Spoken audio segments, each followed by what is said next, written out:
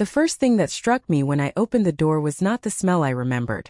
No trace of coffee or lavender or the faint scent of cedar that once filled this house. Instead, it was the heavy sweetness of something burned, something forced. I stood there for a moment, my hand still on the knob, suitcase resting against my leg.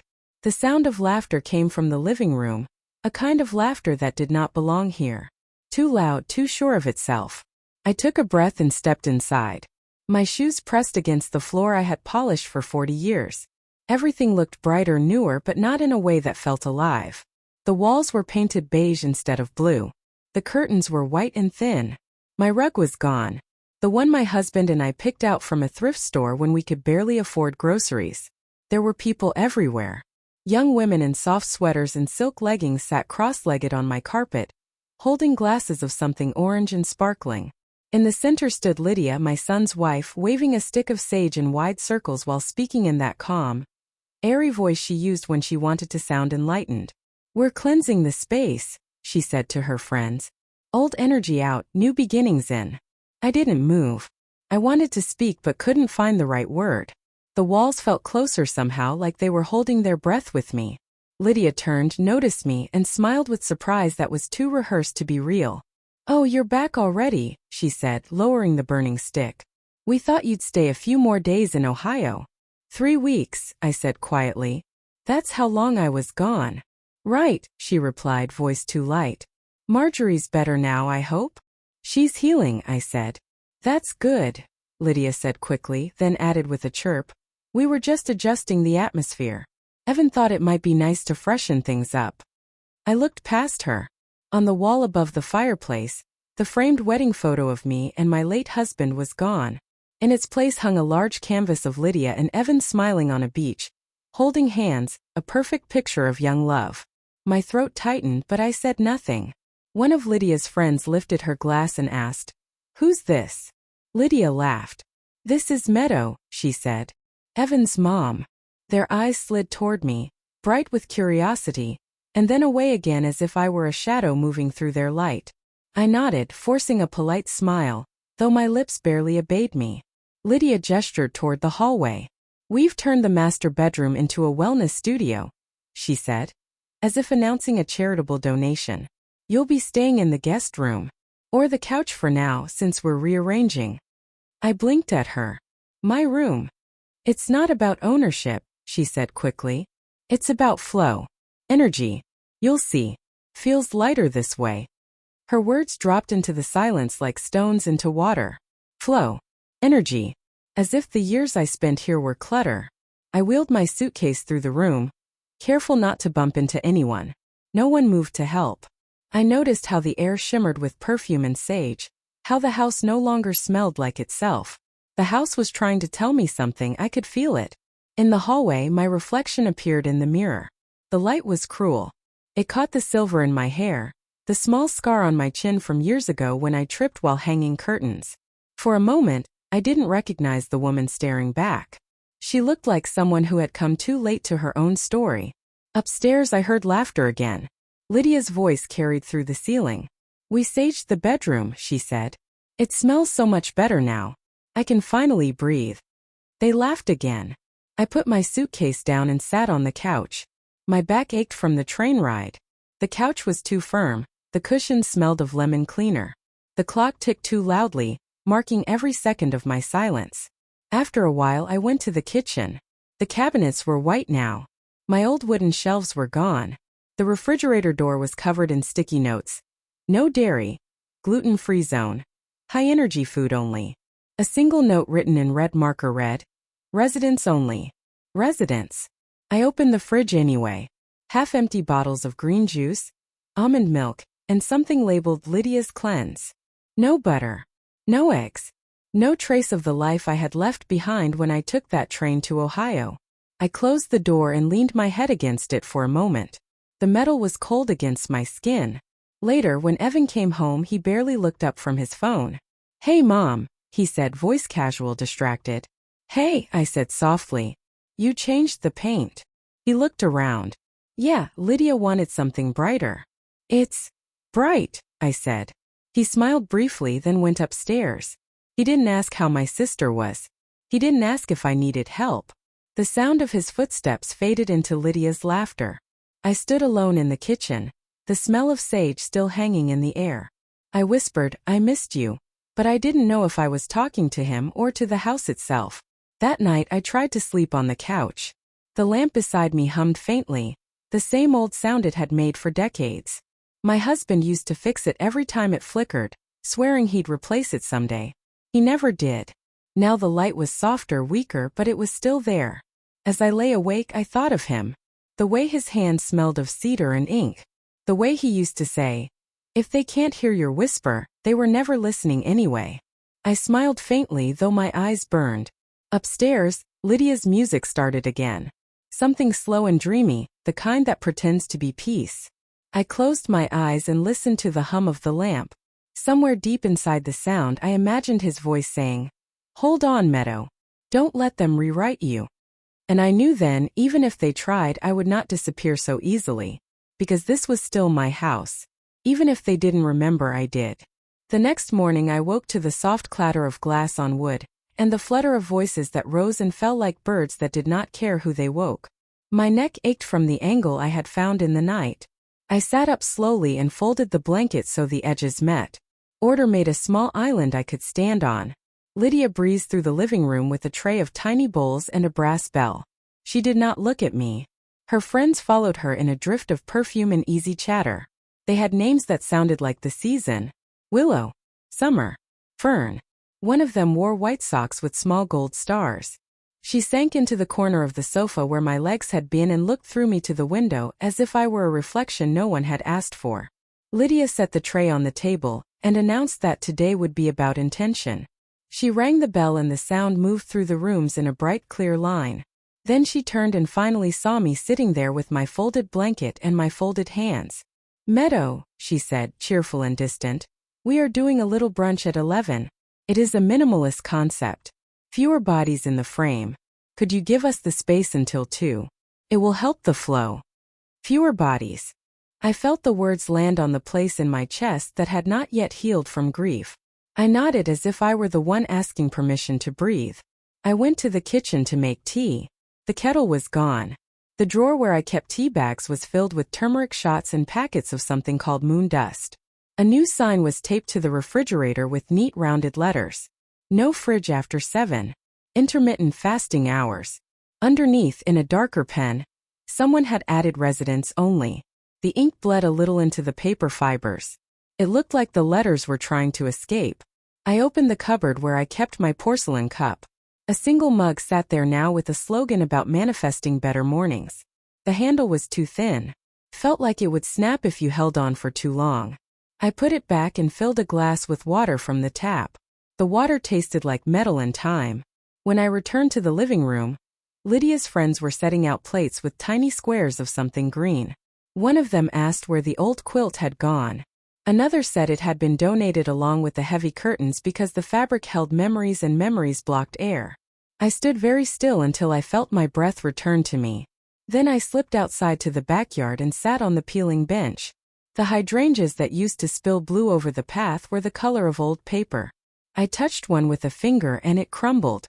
Beyond the fence a dog barked once and then stopped, as if it had said what it needed to say. I closed my eyes and listened to the house. It made new sounds now, light electronic sounds and soft chimes, and the movement of many feet that never slowed. I stayed outside until the bell rang again and a wave of laughter rolled through the open back door. When I came in to use the bathroom, I passed the guest room. The bedspread was a tidy stripe. In the middle of the bed lay a folded mat that smelled faintly of rubber. On the dresser sat a jar of stones with a label about abundance. There was no place for my suitcase. There was a place for everything else. By afternoon the house had emptied out, though the music lingered like perfume. I made a cup of instant coffee in a mug I found at the back of a shelf and carried it to the couch. The lamp hummed at my elbow. The sound held steady like a hand you could trust. I touched the rim of the shade. The cloth was warm from the bulb. My husband had always liked that lamp, though he joked that it was a stubborn thing. He tightened the screw sometimes with a coin and said it was good enough for now. He had said that about many things. Good enough for now. It turned out that now was longer than either of us expected. In the evening, Evan came home with grocery bags filled with powders and cartons and vegetables shaved into ribbons. He set them on the counter and looked at me as if I had just appeared. "Mom," he said, not unkindly, only far away. "How are you settling in?" "I am settling," I answered. He rubbed a hand along the back of his neck. "Lydia is doing this thing with her brand. She needs the space to look a certain way for a while. It is temporary. Temporary is a word that can hold a lifetime if you let it." I said nothing. He reached for a small device that hung on the wall near the pantry. It was new. When he pressed it, a ring of blue light appeared and then faded. "Smart lock for the linen closet," he said. "We had to organize. There is so much stuff. You know how it is." I did know. I knew about stacks of sheets that have a smell all their own. I knew about towels that remember who was sick and who got better. I knew that closets are not only closets. Lydia came in with a folded list. She smiled at me and placed it on the counter as if it were an invitation to a party I would not attend. "House rhythm," she said brightly. "Just a few little boundaries so everyone can feel held. The kitchen is a high-energy zone during content prep, so please no rearranging. For your health, try to keep the sofa clear. It supports circulation. And remember the fasting window. Keeps things clean." Held. Clean. Clear. Words that sounded like comfort until you listened to what they were keeping out. "Of course," I said. That night I lay on the couch and tried to find a place for my feet. The blanket was not long enough. I pulled it to my shoulders and watched the lamp's small circle of light on the ceiling. The hum steadied my breath. In the hall, the new device blinked once, a soft blue eye opening and closing to itself.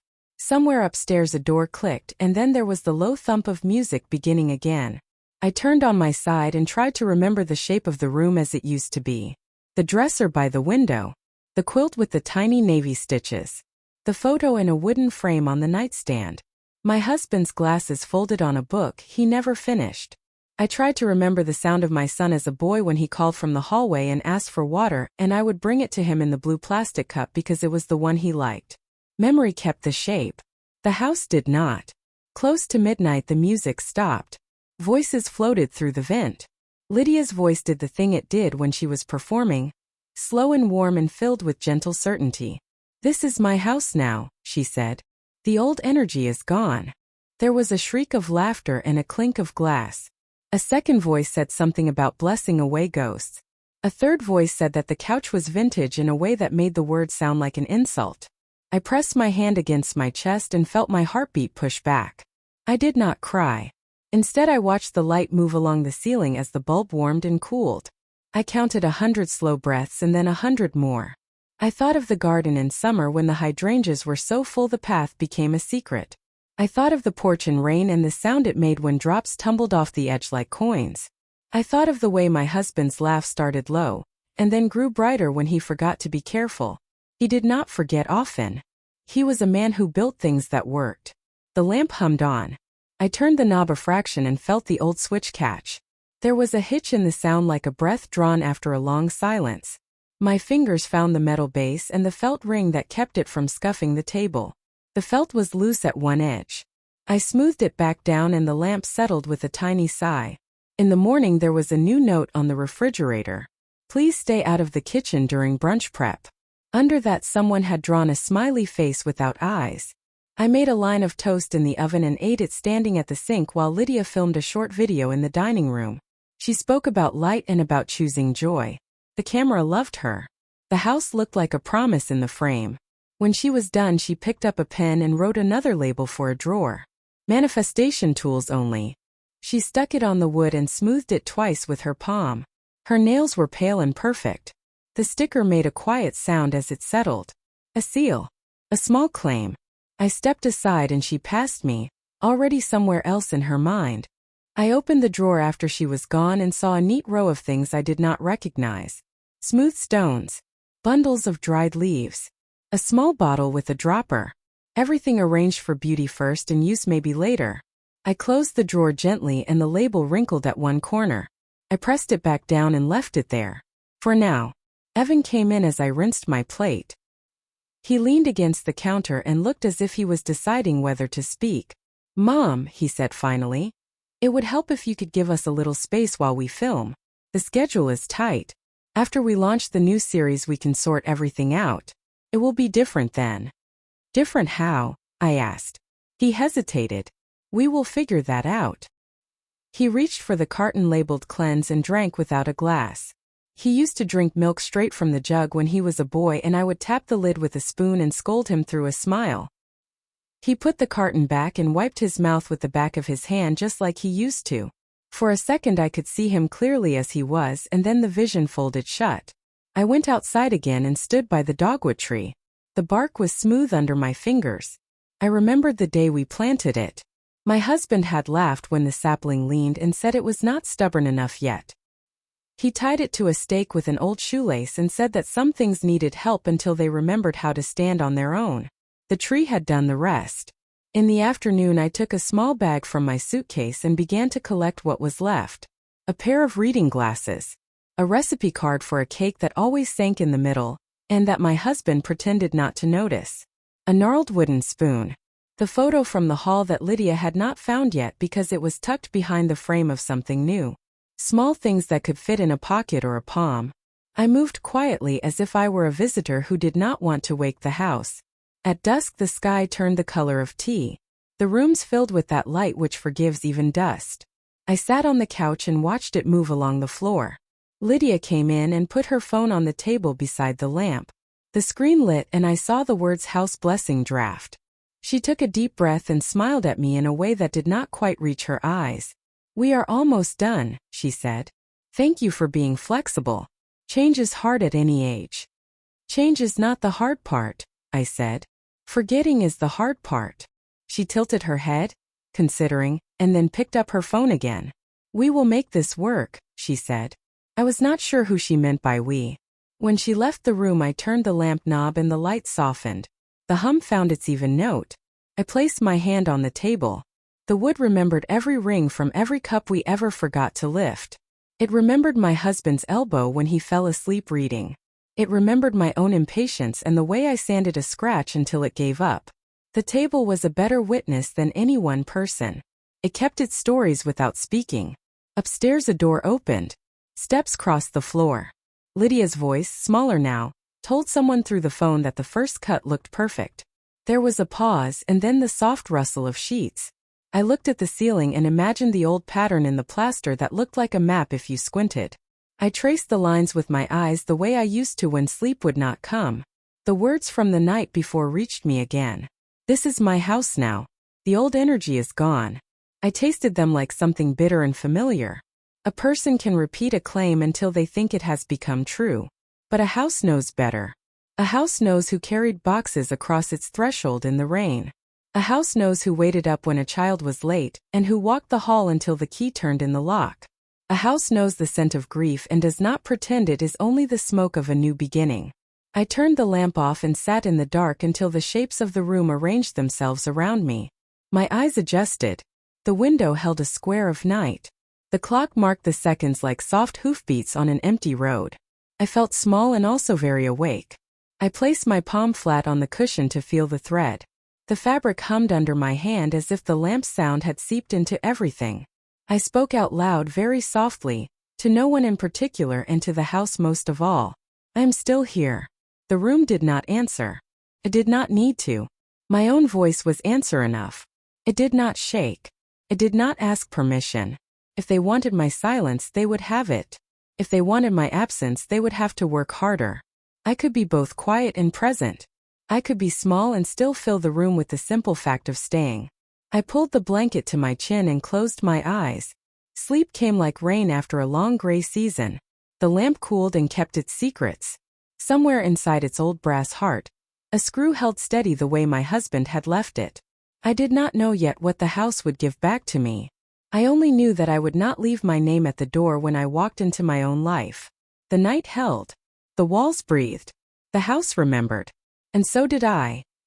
Morning comes thin and gray, sliding across the windows in strips of pale light. I wake before anyone else because silence is the only thing that still belongs to me. The house smells of eucalyptus oil and the faint burnt edge of yesterday's candles. Somewhere upstairs a playlist starts itself, all whispers and chimes. I fold the blanket again, smooth the lines out with my palms and stack my pillow on top. Lydia says order creates energy. I think order creates memory, and she is trying to scrub that out. When I go to the kitchen, the first thing I see is another note taped to the fridge. No fridge after 7.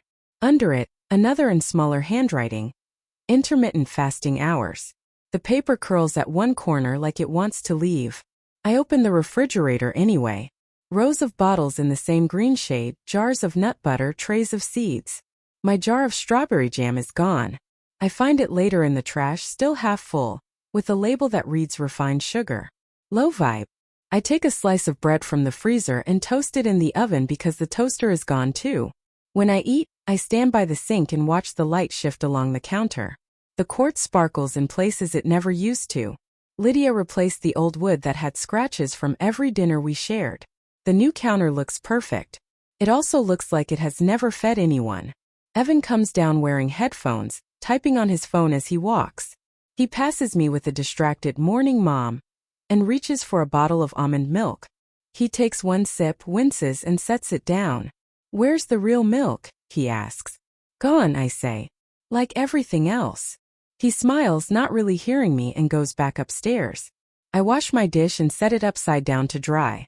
It is the only plate left from the old set, a faint crack running through the glaze. I run a finger along it, careful not to press too hard. The doorbell rings around 10. Lydia sweeps in from the hallway carrying a stack of white towels. "We have a shoot today," she says. "The living room needs to stay clear. Also, can you keep the curtains open for light? It makes the space feel alive." "It used to feel alive without cameras," I say. She laughs softly as if I am joking. "You have such a dry sense of humor."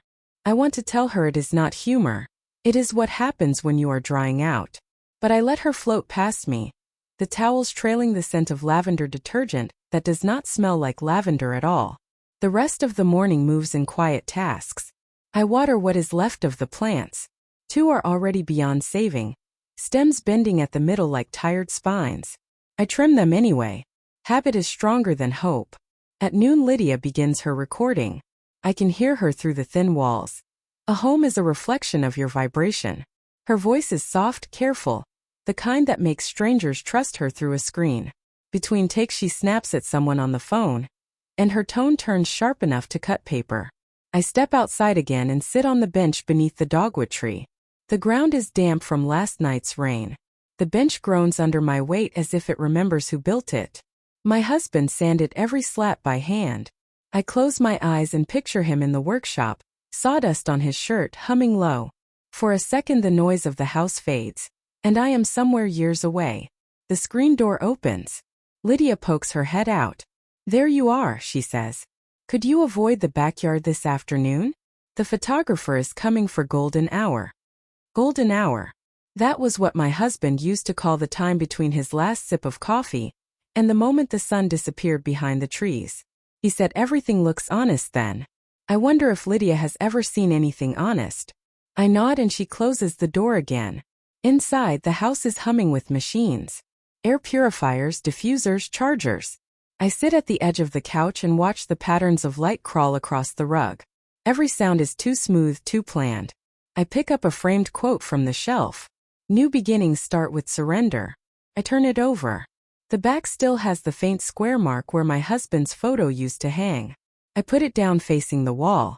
By evening, the house smells of cooked kale and candle wax. Lydia sits at the table scrolling through her feed while Evan types on his laptop. The only light comes from their screens. "Mom," Evan says without looking up, "we'll need the living room tomorrow for an early stream. You can sleep in my office if the couch gets too uncomfortable." "It's fine," I say. He glances at me then, almost apologetic. "It's just for now." Everything is just for now. That is the most permanent phrase I have ever heard. I take my plate to the sink. Lydia calls after me. "Remember the fasting hours, Meadow?" I wash the plate slowly. The water runs clear, then warm, then too hot. I do not turn the faucet off until the steam fogs the window. When the house goes dark, I sit alone with the lamp again. Its hum has become a heartbeat. I can feel it through the table, steady and old. I think about the people upstairs sleeping in my bed under my roof, surrounded by my memories. I think about how kindness can rot when left in the wrong air. I whisper into the quiet.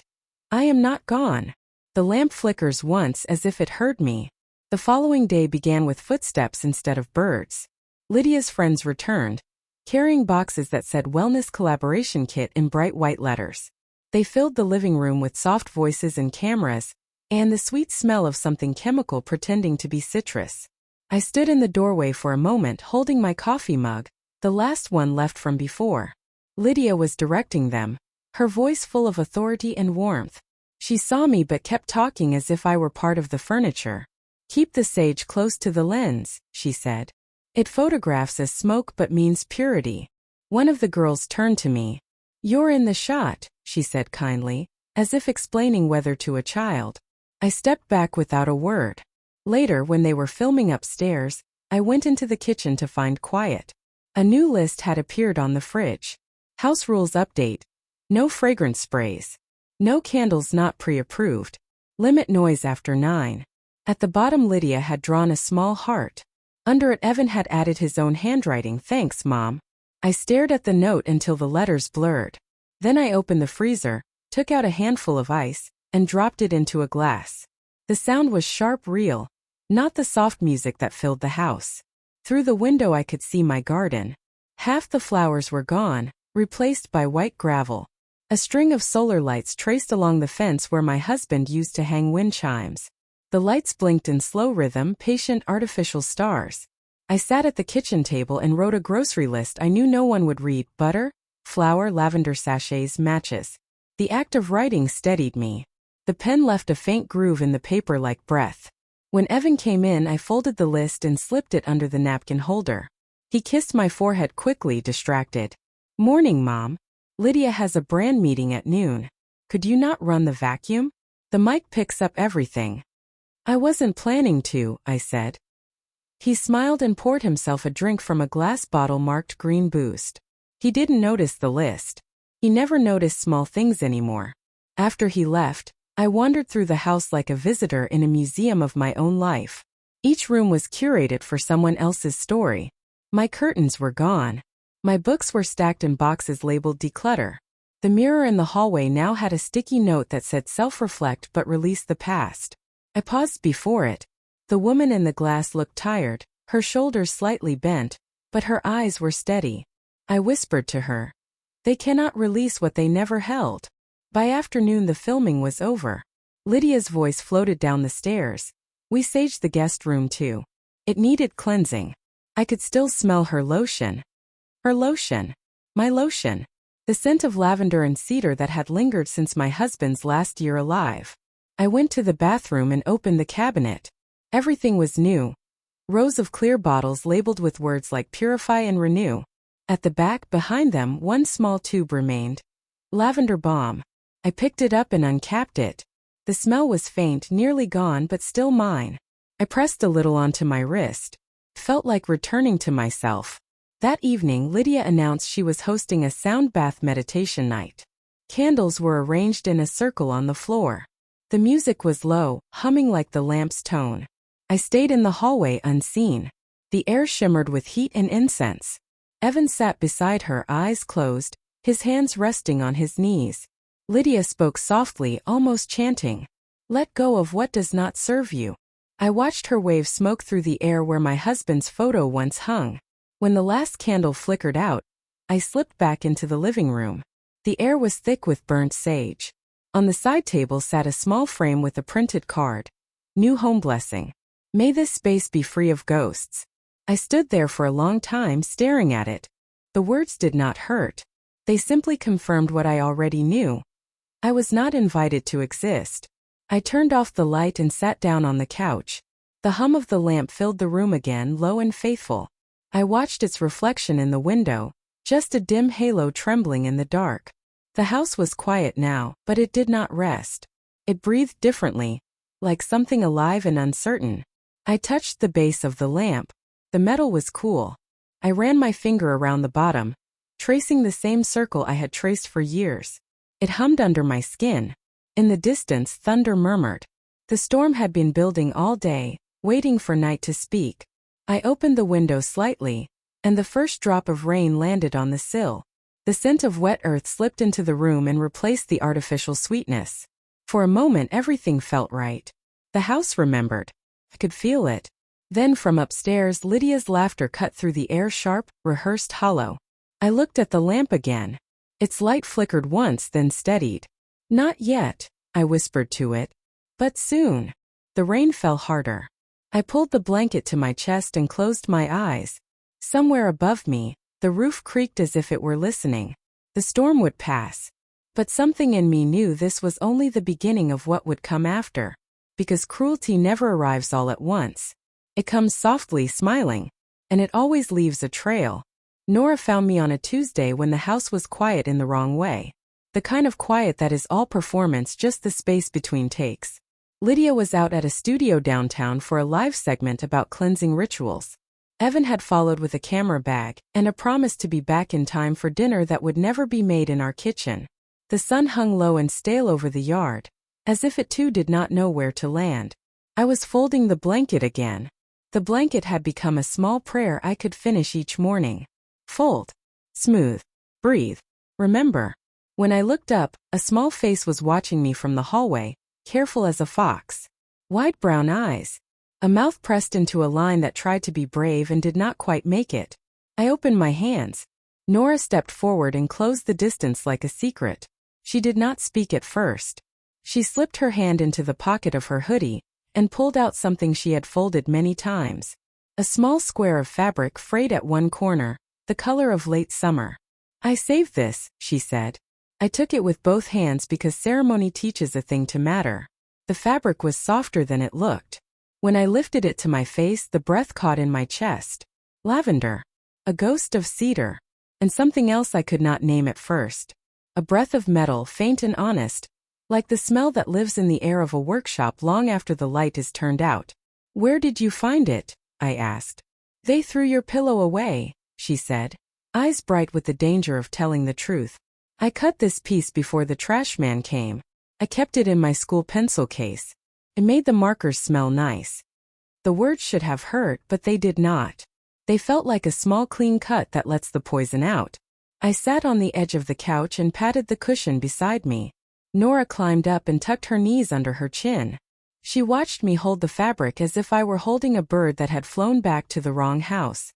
"Do you miss your room?" she asked. "Yes," I said. "I liked it when it smelled like cinnamon," she said. "I do not tell Mom that. She says smells carry old feelings and old feelings make you sick." "Sometimes old feelings are medicine," I said. Nora thought about that. "I keep some of them in my backpack," she said, "so they cannot get thrown away." We sat together in the quiet that was not for cameras. I ran my thumb along the edge where the fabric had frayed. The stitching on one side had a small irregular line. I knew that line. I had made it by hand years ago when the original seam came loose and I did not want to throw the pillow out. The needle had snagged on a knot and left a tiny bend that only I would recognize. A private map.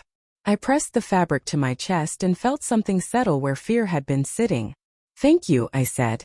Nora leaned into my arm and stared at the lamp. She had loved that lamp when she was smaller. She said it sounded like a friendly bee who had fallen asleep on the job. She said sometimes the lamp hummed in patterns that spelled out words if you listened with your whole head. "Does it still hum that way?" she asked. "Sometimes," I said. We both listened. The hum was steady, even. The kind of sound a person could keep a promise to. I looked at the base of the lamp the way I used to look at the surface of a lake before I stepped in. The felt ring at the bottom had lifted at one edge like a fingernail. I smoothed it down without moving the lamp, and the vibration changed for an instant the way a throat clears before speaking. Nora noticed. "Children always do. I think it wants to tell you something," she whispered. "What would it say?" I asked. She thought carefully. "It would say that you are not the ghost. It would say that ghosts are the things that pretend to be new but are really copies of copies. It would say you were here first." I smiled without showing my teeth. It felt too tender to show. "I like that lamp voice," I said. She rested her head against my shoulder. We sat like that long enough for the light to move across the floor in a slow ribbon. In the kitchen, a drip fell from the faucet and broke the surface of the sink water with a sound so small and true that I could have cried from the honesty of it. The house relaxed around us a little, as if it recognized that something right had found its way back inside. "Mom says I should not bother you," Nora said after a while. "She says you are resting and that older people need to rest a lot." "I am resting from being polite," I said, and Nora laughed with her whole mouth. She reached out a small finger and traced the seam in the fabric square. "This stitch looks like the circle under the lamp," she said. "The scratchy part." Her fingertip tapped the air in a gentle circle. Then she slipped the fabric into my hand as if she were completing an exchange. A bell rang faintly upstairs from a phone that had learned to ring for everything except what matters. Nora looked at the ceiling, then back at me. "I have to go finish my reading," she said. "But I will come back when the house forgets to watch us." She slipped off the couch and moved toward the hallway. She stopped at the edge of the rug and turned. "Grandma," she said, "do not let them say you are air. You are a wall. Mom says walls block light, but that is not right. Walls hold the roof up." Then she was gone, her steps quick and soft, the way birds leave a branch without shaking the leaves. I sat alone again with the square of fabric in my palm, and the hum of the lamp filling the room like a low tide. I did not rush to put the square away. I turned it until my thumb learned every thread. The lavender scent bloomed and faded in waves as my breath warmed it. Each breath brought the faint metal note forward. The way truth edges into a conversation once you have used up all your excuses. The house had been trained to perform stillness, but real stillness is not quiet at all. It is full of the sound a place makes when it remembers. The floor sighed at the seam near the entry where the boards had always been shy. The window ticked as the air cooled. The lamp kept its line of music. I thought of my husband at his desk, the sound his pencil made when he drew a diagram, the click of his tongue when a thought came into focus. I thought of the way he rested his fingers on the switch of this very lamp when he was done, as if to say thank you. I stood then and carried the fabric to the window where the light was honest. The square glowed a little like fruit skin. The irregular stitch made a small wave across one side. I placed the fabric on the table near the lamp, not touching either to the other, letting them speak across an inch of air. The inch felt charged. If a person were foolish, she might call it magic. Called it attention. I moved around the room the way a person moves in a chapel when no one else is there. I opened the drawer where Lydia had put her stones and oils. I did not touch them. I slid the drawer shut and felt the recoil of the air. I opened the hall closet and looked at the smart lock device that blinked with a board blue.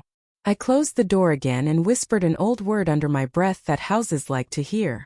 Home. The lock did not care, and that was fine. The day turned toward evening. The sky outside took on that strange pale color that happens when the weather is deciding whether to forgive you. I brewed tea with water that never quite tasted right and carried the cup back to the couch. I did not turn on a light. The lamp warmed the air with its sound, but I left its switch in place. Felt important to wait.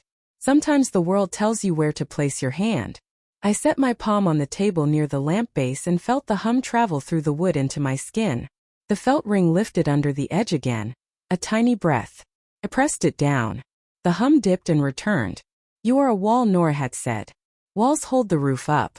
I placed the small square of fabric on my knee and folded it once more with care. Then I slid it into the pocket of my sweater and felt it settle like a useful secret.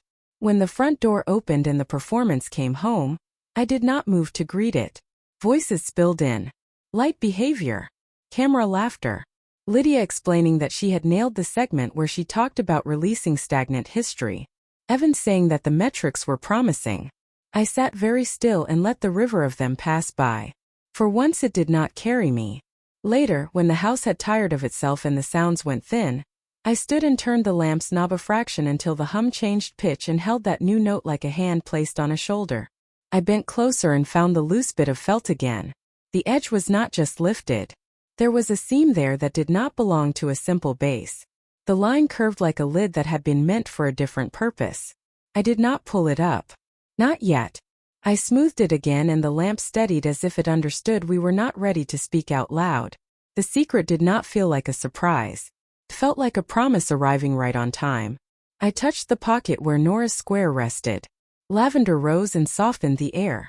The metallic note followed, a thin silver thread winding through the scent.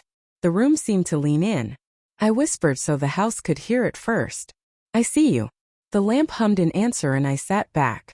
A very small smile found its way to my face. It did not look like victory. It looked like someone drawing a line that no one else could erase. That night, the air pressed heavy against the windows. Lydia had gone to sleep early after filming another short clip, where she thanked her followers for believing in rebirth. Evan was still downstairs in the office, his laptop a single blue glow in the dark. I sat on the couch, the square of fabric in my hand, thinking of Nora and the way she said it, "Walls hold the roof up." I turned the lamp's knob until the light was low. The hum deepened, almost like breathing. It was strange how the sound could be so calm when everything else had become noise. The house creaked in its new silence. Every board spoke a little differently now that the old furniture was gone. The voices that had filled these rooms were lighter, emptier. I missed the old tones, the sound of a spoon scraping the bottom of a pot, the shuffle of slippers in the hallway, a door closing with care. The house remembered those sounds. I could feel it. On the table, Lydia had left a white candle in a glass jar. The label said clarity. I lit it without knowing why. The flame trembled once and then steadied, throwing soft gold onto the lamp's metal base. In that light, I saw the small curve at the bottom again, the faint outline of something hidden. I traced it slowly with my thumb. There was a ridge where the felt met the brass. The edge lifted slightly if I pressed it. My husband's voice returned in memory, quiet and practical. If you want something to last, hide the part that makes it matter. He used to build small devices, always tucking the switch under a panel or behind a screw so no one could turn it off by accident. I let my finger rest on that ridge until the hum changed pitch for a heartbeat. It was only a breath of sound, almost nothing, but it felt like an answer. I smiled to myself, not because I understood, but because I suddenly knew I would. A soft knock came at the door. I turned the lamp down, half expecting Lydia's voice asking for the blanket she liked to borrow for her shoots. But it was Nora again in her pajamas, holding a stuffed rabbit by one ear. Her eyes were wide in the dim light. "Mom's asleep," she whispered. I couldn't. I nodded for her to come closer. She climbed onto the couch, small and warm, and leaned her head against my arm. The candle flame danced across her face. "Do you hear it?" she asked after a moment. "The lamp." "Yes. It's talking again. What does it say tonight?" She tilted her head, listening so seriously that my heart hurt. "It says you should listen closer," she whispered. "It says there's a story under it." I smiled. "You think it keeps stories?" She nodded hard. "All lamps do. They hold the light people leave behind." The simplicity of it was beautiful. I wanted to believe it completely. I wanted to tell her she was right, that maybe the light we make doesn't die when we do, it just hums differently. We sat there until her breathing slowed. I watched the candle melt into itself. When she finally drifted to sleep, I carried her upstairs and tucked her in beside her stuffed rabbit. She stirred once, whispered something I couldn't catch, and smiled in her sleep. Back downstairs, I returned to the lamp. The candle had burned low. The air smelled faintly of lavender again, and underneath it, that soft note of metal. I turned the lamp off and then on again. The hum paused and resumed like a sigh. "You left something in here, didn't you?" I said into the quiet. I didn't expect an answer, but I felt one anyway, a pulse in the air, slow and patient. I leaned close enough to see my reflection on the brass surface. For the first time in weeks, my face looked exactly right for the room it was in. I thought of Lydia's blessing card. "May this house be free of ghosts." Maybe that was the problem. Houses need ghosts. They need the people who remember what came before. Without that, walls are just noise waiting to forget. I reached out and slid my finger under the lifted piece of felt again. It moved more easily this time. The glue softened by age and by the warmth of the lamp. Beneath it, a thin groove ran around the base. I could feel a small latch, a circle no wider than a coin. Not tonight, I thought. Not yet. Some doors should not be opened in the wrong kind of silence. I pressed the felt back into place, whispering, "Tomorrow." Then I turned off the lamp and sat in the dark, the faint scent of lavender filling the air like memory. Upstairs, a floorboard shifted. The house breathed. I closed my eyes and saw Nora's face, the tiny crease between her brows when she listened hard for things other people missed. I thought of the way she had said it, "You are not air. You are a wall." I would hold the roof up then. I would hold it until it remembered my name. When I finally went to sleep, the lamp's hum stayed inside my head, steady and low like a promise kept alive by waiting. Morning arrived silver and soft. The house was still for once, as if it had fallen asleep standing up. I sat on the edge of the couch with the square of fabric in my hand and waited until the light reached the table. I was not afraid. I was something else I had not felt in a long time. Ready. I set the fabric beside the lamp as if I were laying out two pieces of a familiar map. Then I turned the knob until the bulb glowed just enough to make the brass shine. The hum found its even line. I let the sound settle into my breathing. When my heartbeat matched it, I slid a nail under the loose edge of felt and lifted. The felt gave with a small sigh. Glue stretched in thin threads and then let go.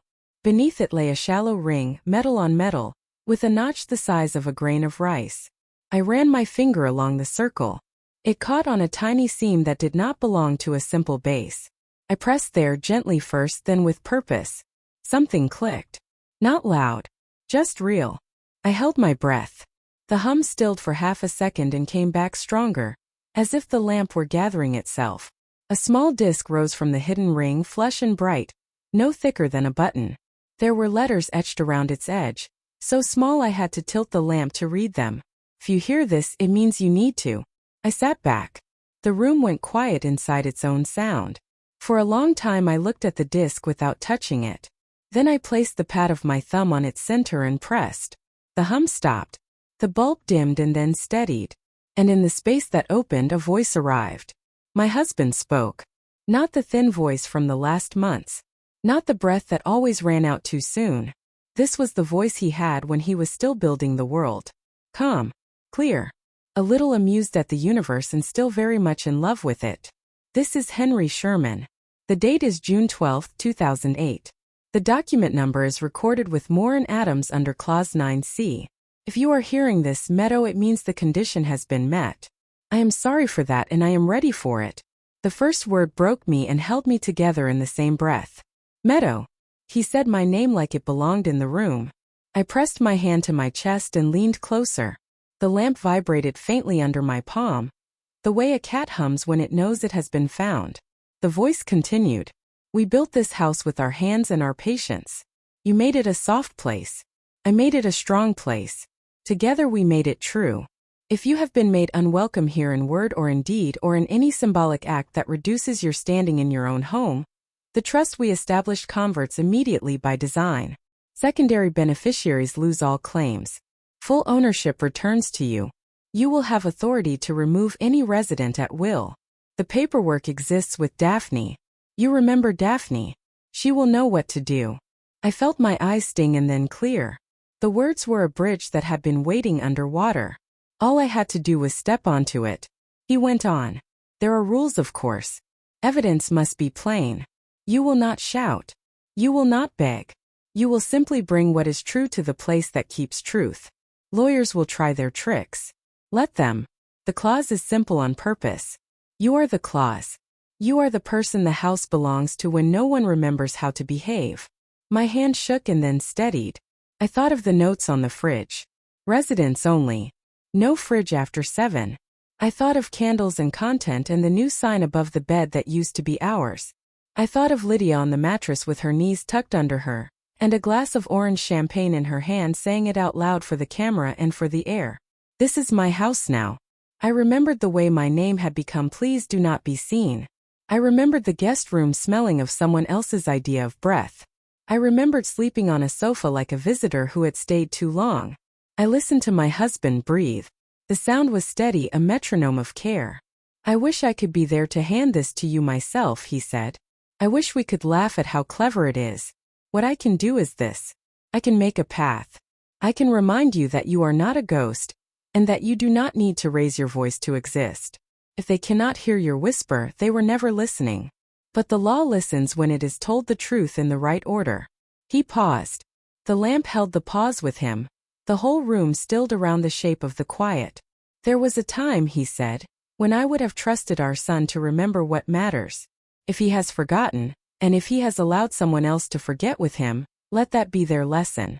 Yours is different. Yours is to stand. Call Daphne. Keep the lamp. Keep yourself. The recording clicked softly. Then a new tone arrived, official and cold. The voice of a clerk read a number and a line. Audio affidavit appended. Notary present. Statute number. Date and time. And then it was only the hum again, familiar, faithful. I sat with my hands around the base like I might warm them there. For a long moment I did not move. I felt the two halves of myself that had been pulled apart sliding back into a single line. The house took a deeper breath. The air tasted less like disguise. I closed my eyes and let tears fall without rush, the way rain finds a gutter and follows it to ground. When I opened my eyes, the world had not changed, and yet it had. The beige walls were still beige. The sage was still a memory that did not belong to me. But underneath everything a new floor had appeared. I could feel it beneath my feet. It was made of paper and signatures and a man who had loved me with his whole intelligence. Thank you, I said to the lamp. I meant it for him. I meant it for myself. I pressed the disc again. The voice did not return. The machine had done its part. I set the felt back into place and smoothed it with my thumb. The fabric square on the table smelled like lavender and metal, like summer and work. I slipped it into my pocket and stood up. The hallway mirror was honest in the morning light. I looked at my face and saw the same lines I had seen yesterday, but they had learned a new purpose. I was not smaller. I was not air. Nora had been right. I was a wall. The kitchen still wore its rules like jewelry. I took the note that said residence only and folded it into a neat square. I placed it in the drawer with the spoons. I took the card that said new home blessing and tucked it beneath the coaster where coffee stains had drawn a map. I did not throw anything away. I simply rearranged the lie back to where lies belong. I wrote a name on the back of an envelope and held the pen a beat longer than necessary to remember what it felt like to give instructions. Daphne Moore. I had not said her name in years. She had eaten soup in this kitchen once while rain drummed on the porch roof and had told my husband that most people think the law is a fortress you have to storm, but it is really a series of doors, and if you know which one to knock on, you walk in quietly and sit down. I went to the bedroom that was no longer mine and stood in the doorway without stepping past it. The sign above the bed said manifestation space in a font that tried too hard. The sheets were white and barely wrinkled.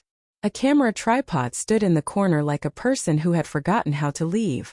I did not touch anything. I looked once and took that look with me. In the guest room, I opened the small closet and found the box where I kept the things that belonged to the person I had been told to stop being. My wedding ring in a cloth pouch. A photograph of Evan at 8 with his front teeth missing and a bandage on his knee. A notebook where I had written lists that had once organized the whole of a life. I slid the ring onto my finger. It did not quite fit. It would need to learn me again. I made tea in the mug that did not know me and carried it to the couch. I set the cup on the table and watched the steam whirl. Then I picked up the phone and dialed a number I did not need to look up. Memory lives in the muscles. It lives in the finger that knows where the 7 is without a thought. The call connected on the second ring. More, said a voice that could slice paper and still feel sorry for it. Daphne, I said. There was a heartbeat of silence and then warmth. Meadow. My God. I have been waiting to hear from you for years. I hoped I never would. Tell me. I looked at the lamp. The brass caught the light and made a small sun on the table. The hum kept time like a kind metronome. I found it, I said. He left it in the lamp. There is a recording. There is a clause. I have evidence. I need to know what door to knock on. Daphne did not ask whether I was sure. She did not ask for my version of hurt. She asked for facts and dates and whether I had anything in writing. I told her about the brunch and the words spoken on the bed that was mine. I told her about the notes. I told her about the recording and the notary voice and the statute number. I did not tell her how it felt to sleep on the couch. She would understand that without the telling. When I finished, she exhaled the way a person does when a puzzle turns in her hands and suddenly shows its face. All right, she said. This is clean. We will need copies and chain of custody. We will need stills of the statements and a witness if we can get one. Nora heard things, I said. But she is a child. Then she is a compass, Daphne said. We will not ask her to stand where adults should stand. We will use her truth to find our footing. Meadow, listen to me. You will do nothing rash. You will not engage. You will not warn them. You will collect. You will breathe. Then you will bring me the lamp. I looked at the lamp the way you look at a person who saved your life while pretending to be a piece of furniture. I will bring it, I said. Good. Today if you can. I will have the paperwork ready when you arrive. We will file quietly. We will serve cleanly. And then we will take your house back on a weekday morning with the sun up where everyone can see. I felt a smile rise and hold. It was not a triumphant smile. It was the smile a person wears when she has found the path and knows her feet will do the rest. Thank you, I said. Thank him, she answered. He loved you in the most useful way. He made you adore. When I hung up, the house looked the same and not at all. The lines of light on the floor were maps. The air was a medium you could walk through. Even the beige felt less like surrender and more like primer. A surface waiting for the right color. Upstairs, a drawer closed. Lydia was awake. Her day would be a series of moments that looked like care to people who did not live here. Mine would be a series of steps toward a table where truth would listen. I placed my palm on the lamp once more. We are going out, I told it. You and me and the part of my life that did not die. Keep humming. Keep steady. We are not done. The lamp held its note. I rose to pack it, careful and quiet, the way a person packs a heart. I wrapped the lamp in a soft towel and set it carefully into an old cardboard box. The same one that had carried Evan's baby clothes once. The base fit snugly, the cord coiled like a sleeping creature. I did not tape the box. The lamp had earned air. Upstairs I heard movement, the familiar rhythm of Lydia's morning routine. Her voice floated down the stairs in fragments. Sunrise is a vibration of gratitude. Remember, start your day with purpose. Even her self-affirmations sounded rehearsed. I listened as she practiced a smile in the mirror. The kind that bends light toward itself and calls it grace. Evan followed a few minutes later, his steps heavier. He paused at the top of the stairs, yawning. Morning, Mom, he said, half asleep. You're up early. Yes, I said. I have errands. He nodded, too distracted to notice the box by my feet. If you go out, can you pick up some candles? The ones Lydia likes, lemongrass and sage. I'll see, I said. Thanks. He smiled absently and kissed the top of my head before heading for the kitchen. The gesture was muscle memory, not intention, but it still landed somewhere warm. Lydia appeared behind him, all white linen and unbothered calm. Morning, Meadow, she said, the words bright and hollow. I left you a list on the counter. Just small things. If you're going into town, could you? I'm going somewhere else, I said. Downtown. Her smile flickered. Oh, errands? Yes, I said. Personal. She hesitated, eyes dropping to the box. What's that? An old lamp, I said. I'm having it repaired. She tilted her head. That thing? You could just buy a new one. I like this one, I said. It hums right. She stared at me, confused for a moment by the calm in my voice. Then she laughed softly. You and your antiques, she said. You know, sometimes we hold on to things because they make us feel safe, not because they work. Sometimes they work better than people think, I said. Evan looked up from his phone. What's that supposed to mean? Nothing, I said and smiled. I left before they could ask anything else. The morning air outside was cool, almost sharp. The town was waking up slow, shopkeepers raising blinds, a delivery truck humming at the curb, a woman walking her dog who smiled at me without knowing she had just given me more kindness than I'd been shown in weeks. The law office sat on a quiet corner. The sign still the same shade of navy. Moore and Adams, attorneys at law. The paint was peeling at the edge, which made me trust it more. Daphne's secretary looked up as I entered, eyes widening slightly in recognition.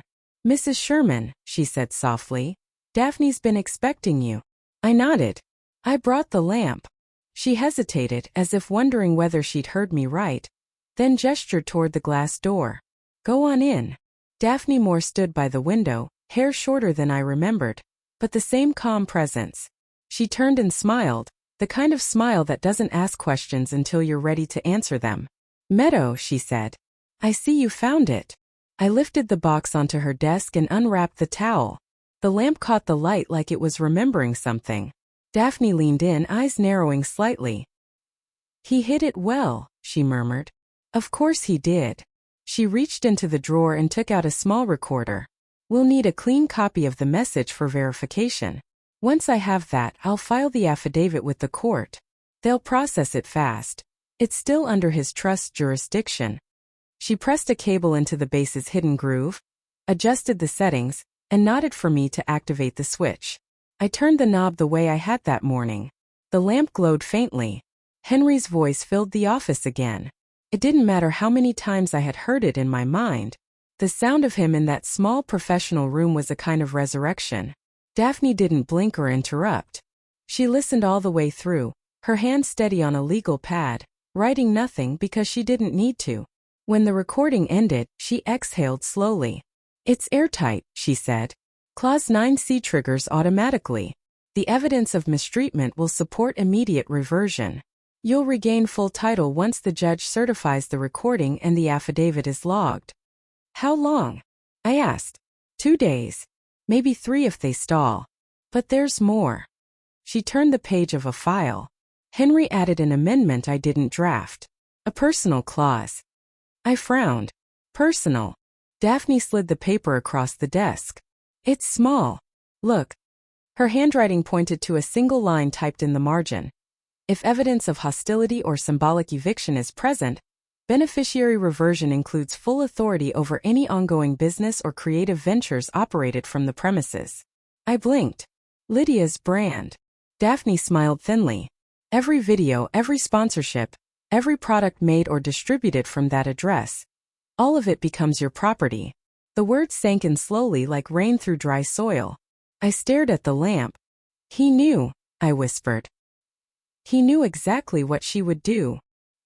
"He knew you would need proof," Daphne said. "He knew they would mistake your silence for surrender. He built a way for that to matter." My throat tightened. "He said I was the clause." Daphne nodded. "And he was right." She closed the file, leaned back in her chair, and gave me the kind of look that weighs both empathy and respect. "You have everything you need, Meadow. But you must handle it carefully. You'll serve them quietly, without anger. The law is slow, but truth isn't." I smiled faintly. "Quiet is what I do best." She laughed, shaking her head. "I always liked that about you. Come back tomorrow. I'll have the papers ready for signing. And Meadow, when you step back into that house, remember, it's already yours. You're not taking it. You're returning to it." I nodded, my hand brushing the lamp. "Thank you, Daphne." "Thank him," she said again. "He wrote this ending for you. You just had to turn on the light." I left the office and walked into the afternoon. The sun had climbed higher, spreading gold across the sidewalks. Every sound felt sharper, cleaner. I carried the box like something alive. Cars passed, wind lifted my hair, and somewhere a child laughed. The city was full of ordinary miracles I had forgotten to notice. When I reached home, Lydia's car was gone. The front door was unlocked. Inside, the house smelled of disinfectant and citrus. A new note hung on the fridge: "Filming tomorrow. Please stay off camera." I took it down, folded it neatly, and placed it in the drawer with the others. The lamp I set back on the table right where it belonged. I plugged it in and turned the knob once. The hum returned, steady as breath. "Welcome home," I whispered. The light flickered as if it understood. I sat on the couch and let the silence grow roots. I didn't need to speak. The house was already listening. The papers were ready the next morning, crisp and quiet and heavier than they looked. Daphne met me in the hallway outside her office with a folder tucked under her arm, and a look that said there would be no drama today, only work. She walked me through each page while the secretary prepared copies and the notary waited with her seal poised like a small moon. "This first one authenticates the audio," Daphne said. "This affidavit logs the clause and its trigger. These exhibits are the stills from the brunch video and the photos of the notes and signs. This addendum covers the amendment about business and creative ventures." I signed where she pointed, my name moving across the lines like a measured tide. I had not signed anything that mattered in a long time. It felt like returning to a language I had not used and discovering that my mouth still knew it. At 10:30, a process server stepped into the office in a plain suit that did not call attention to itself. Daphne handed him the envelopes with addresses and a sheet with delivery windows. "Serve at noon. Both parties," she said. "No theatrics. Just the papers." He nodded. "They will have it in their hands by 12. While he left, Daphne looked at me. The judge agreed to a calendar slot this afternoon for an initial review. It is not a hearing in the dramatic sense. It is a verification. If everything is in order, we will have a temporary order by evening and a formal certification within 2 days. Do I need to speak? I asked. You need to be present, she said. Your presence tells the truth as much as your voice. And if the judge asks you a question, you will answer plainly. No embroidery. No apologies. I smiled. You make it sound simple. It is simple, Daphne said. Simple is the hardest thing to do well. At noon the server called to confirm service. 2 signatures. 1 ripped envelope. 1 attempted door close that bounced off a foot he had placed there years ago for exactly that purpose. Daphne thanked him and hung up. They know, she said. I felt the air shift inside me. Not fear. Not triumph. Something steadier. The part of the ocean that does not care about weather. We walked to the courthouse together. The building was stone and shade and the smell of old paper. Inside, the clerk gave us a small room with a table and a pitcher of water. Daphne arranged the exhibits in a strict order. Document, evidence, verification, relief requested. She pressed each page with her palm as if smoothing a bedsheet. Lydia arrived first, sunglasses on indoors, the kind of bag on her arm that announces a person is about to announce something. She looked directly at me and then passed me to the wall as if I were a reflection that would be easier to ignore if she did not meet its eyes. Evan came behind her late, hair uncombed, phone in hand. He saw the folder with the seal on it and his face changed in a small way that he tried to hide. Is this necessary? Lydia said to the room. We could have talked like family. We are talking like people who keep records, Daphne said. Please sit down. Lydia did not sit. She took off her sunglasses slowly and placed them on the table as if placing a weapon. I do not accept the premise of these papers, she said. This is our home. We have invested time and energy. We are building a platform. You cannot erase that with a piece of legal theater. Daphne leaned back slightly. You will find that the law is not theater, she said. It is a ledger. Today we write down what happened. That is all. Evan rubbed his forehead. Then Saturday, can we just fix this? He muttered. Mom, we can fix this. We will make space for you. You can have the guest room. We can buy you anything you want. I do not want anything you can buy, I said. I want what is mine. I want the right to stand in my kitchen without asking permission from a note on a refrigerator. He flinched at that, as if the smallness of it hurt more than a grand demand would have. The judge came in without robe or audience. She was efficient and not unkind. She sat at the head of the table, looked at all of us and said, We will proceed. Daphne presented the papers as if they were a story with no adjectives. She placed the lamp on the table and described the mechanism. She entered the affidavit authenticating the recording and read the statutory language in a calm voice that made the law sound like a good chair. She played the audio. Henry's voice filled the room, clear, measured, necessary. Lydia rolled her eyes halfway through and then stopped when the notary's voice came on, reciting the number and the date. Evan's jaw moved, a small grind of teeth against regret. Daphne placed the still photographs from the brunch on the table in a line. Lydia on the bed in the master room. The sign above the headboard. The women laughing. The words that did not need a caption because the caption lived inside them. Then the shots of the notes on the refrigerator. Residents only. No fridge after 7. New home blessing. May this space be free of ghosts. Daphne did not speak over the images. She let the room look. The judge looked. A long, slow look that did not blink. Is there any dispute that these statements were made in the home? The judge asked. Lydia lifted her chin. We were creating content, she said. It was a performance. It had no legal meaning. The clause speaks of words and deeds and symbolic acts, Daphne said. We have words. We have deeds. We have symbols. We also have the effect. Mrs. Sherman slept on a sofa in a home she built while her son and his wife made rules that excluded her from food and breath and use. Evan swallowed. His voice came out smaller than he wanted. We did not mean to hurt her, he said. Intent is a different door, the judge said. We are at the door of effect and record. She turned to me. Mrs. Sherman, Would you like to add anything to counsel's statement? I folded my hands and let them rest on the table. The lamp hummed a thread of sound I could feel through the wood.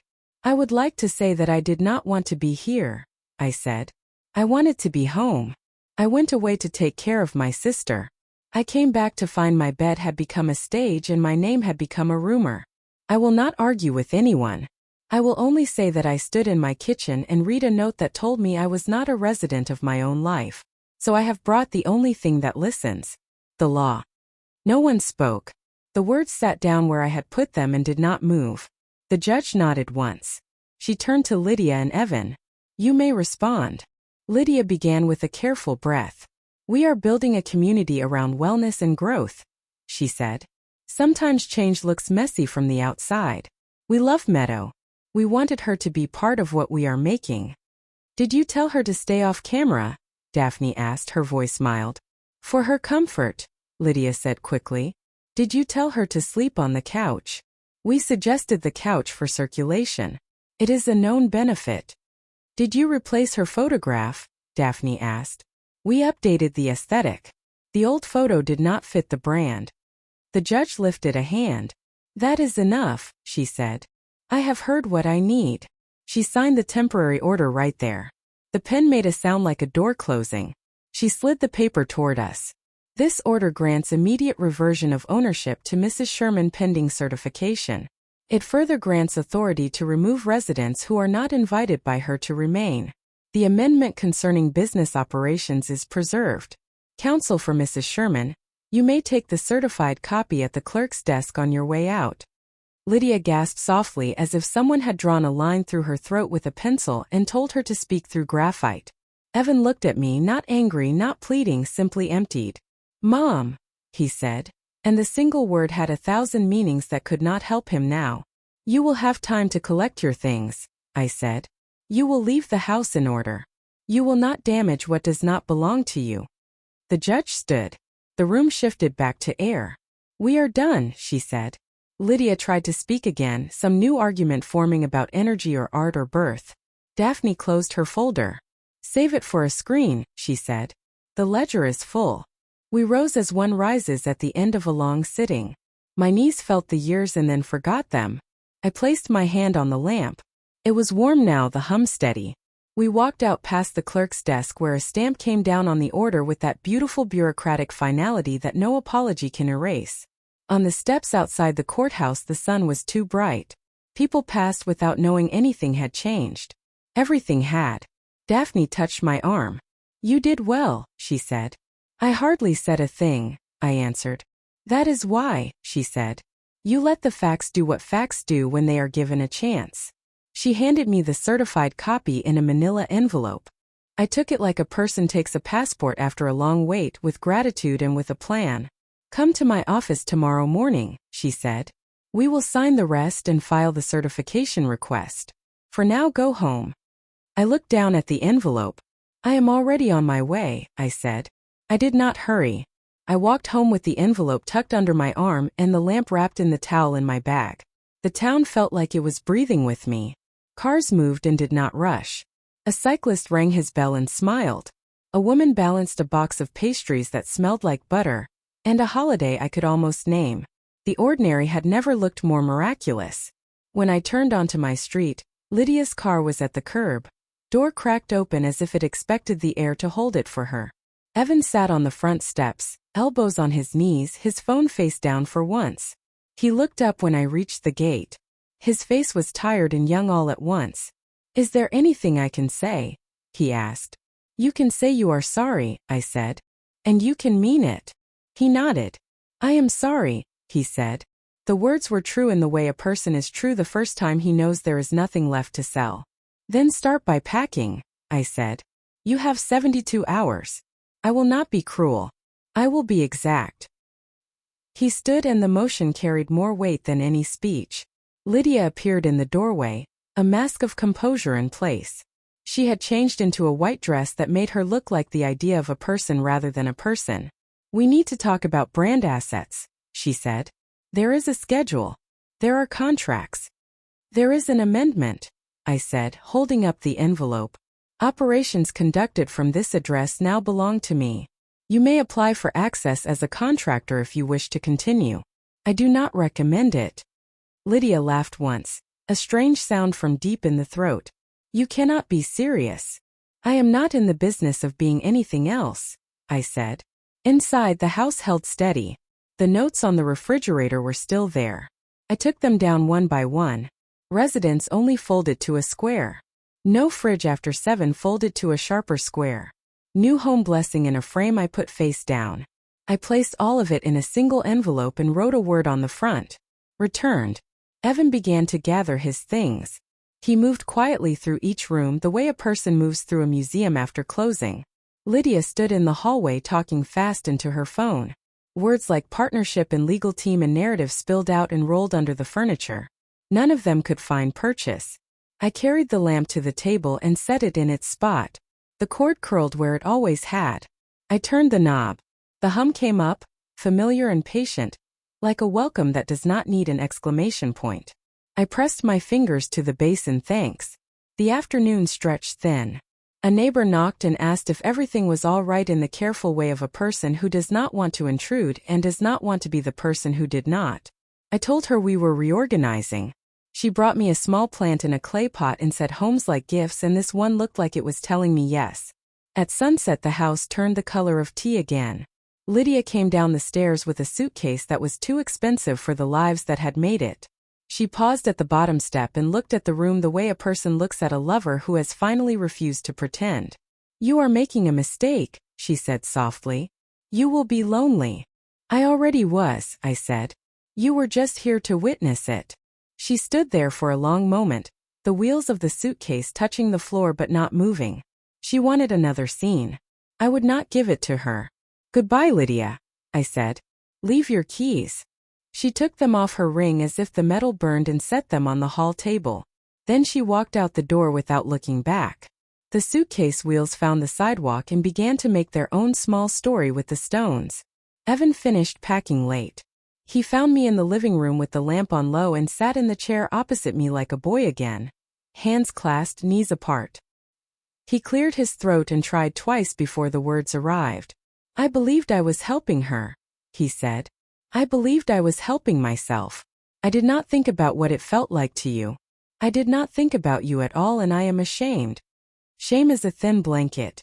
It does not keep anyone warm, but it is better than the cold.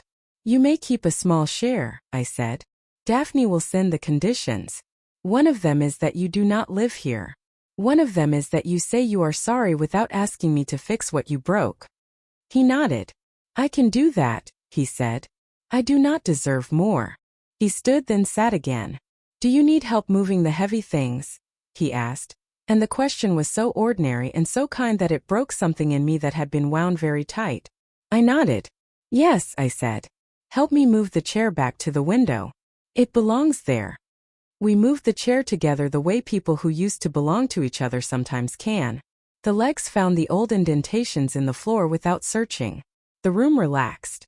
Evan looked at it and smiled like a child who has finally put a puzzle piece where it should go. He left close to midnight with 2 bags and a box of shirts. He did not take the photographs. He did not take the silly mug that said "World's Best Son" from a garage sale when he was 7.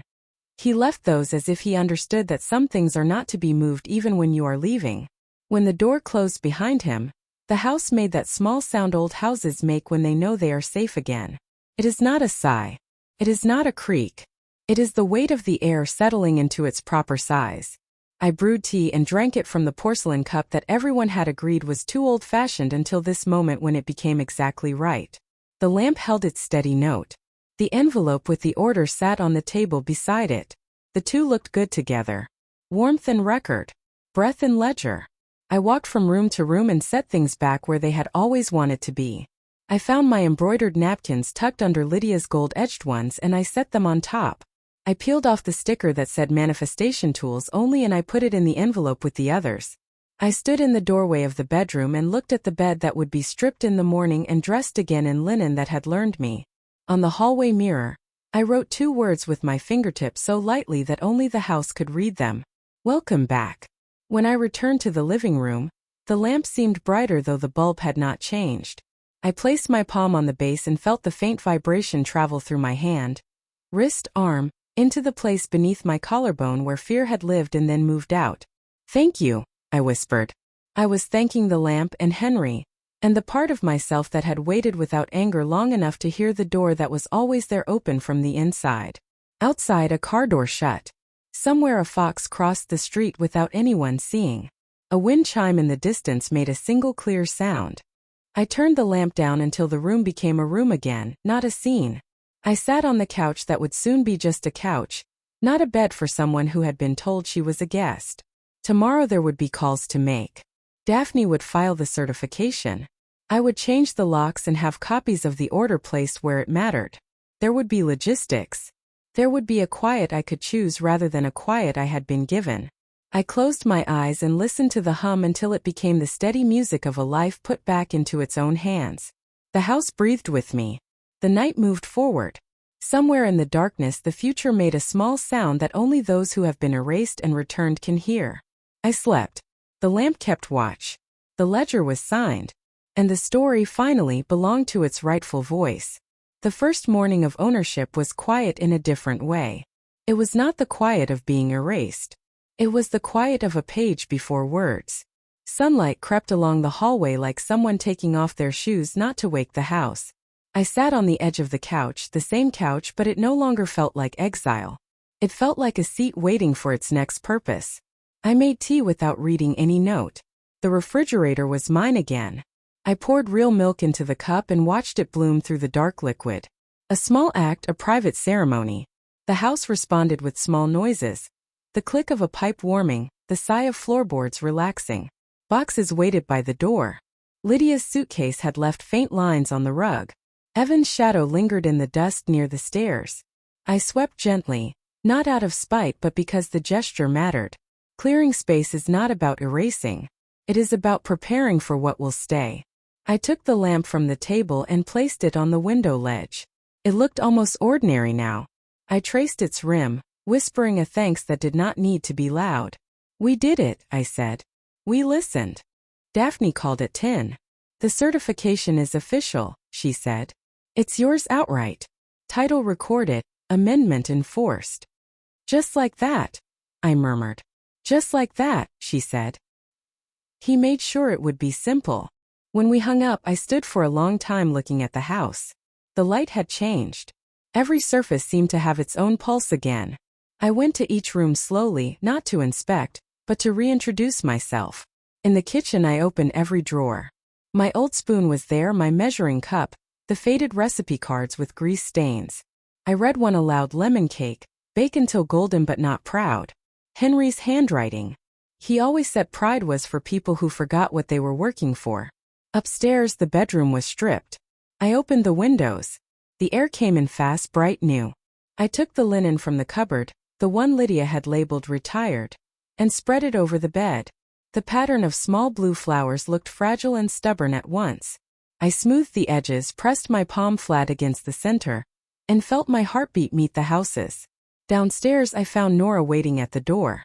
Her backpack looked heavy. She smiled shyly. "Mom says we're moving for a bit," she said. I nodded. "I know. Can I come say bye to the lamp?" "Of course." She ran to it and put both hands on the base. The hum rose for her. She laughed. "It still remembers me." "It remembers everything," I said. "It remembers who listens." Nora's eyes lifted to mine. "Are you going to make the house nice again?" "I'll make it honest," I said. "That's better." She thought for a moment, then hugged me. "I like honest houses." I felt her warmth through my sweater. "So do I." When she left, she waved from the gate. I watched her go until she turned the corner and the street became quiet again. Then I went to the table and wrote a note to myself on a piece of paper torn from the back of Henry's old notebook. Reclamation is not revenge. It's remembering who you were before you were told to forget. I pinned it to the refrigerator where no one could remove it. At noon, a letter arrived from Daphne. Inside were the deeds, the certification, and a small envelope marked personal. I opened it and found a folded note in Henry's handwriting, dated years before he died. "If you ever have to start again, do it from the middle. That's where the heart lives." The edges are just for decoration.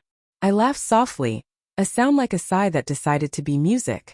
That evening I opened all the windows, let the air flow from room to room. I placed new flowers in a jar, wild asters from the edge of the yard. The scent filled the house, sharp and real. When night came, I didn't turn on any lights at first. I sat on the couch feeling the house breathe. The lamp glowed gently beside me. It hummed the way it always had, steady and alive. I closed my eyes and listened to the sound until it became mine. The days that followed settled into a rhythm I had not known I missed. Mornings of tea and slow sunlight. Afternoons of repair. Evenings of silence that did not ache. I began to mend the curtains myself, stitch by careful stitch. The work was humble, repetitive, and beautiful. Each repaired seam was a conversation with time. The thread slid through fabric and memory alike. The house, stripped of its pretenses, began to sound like itself again. Wood creaking, kettle singing, the old clock finding its heartbeat. One morning I went outside to the garden. The hydrangeas that Lydia had cut back too far had begun to sprout green again. New stems pushed through the brittle remains. I knelt beside them and whispered, "I knew you'd remember." The neighbors started to stop by. They were cautious at first, carrying reasons, the mail ajar, a question about paint. I offered tea, and they stayed longer than they meant to. The house liked visitors again. It liked laughter that didn't need recording. Evan wrote a letter. He didn't call. The envelope was small and clean, no return address. Inside were 2 lines. "You were right about silence. It isn't empty. It's waiting." I folded it, smiled, and placed it in the drawer beside Henry's note. On the 3rd week, I took the lamp upstairs to the room that had once been ours. I set it on the nightstand and plugged it in. The hum filled the space instantly. I lay down on the bed, watching light dance across the ceiling. It was the same pattern of shadows from years ago. The house had kept them. At night, I began to write letters, one to my sister, one to Daphne, one to Nora for when she was older. I told her that the world will always try to convince her that stillness is weakness. But there's a kind of power that grows only in quiet places, where words are chosen like seeds. When I was done, I left the letters on the desk beside the lamp.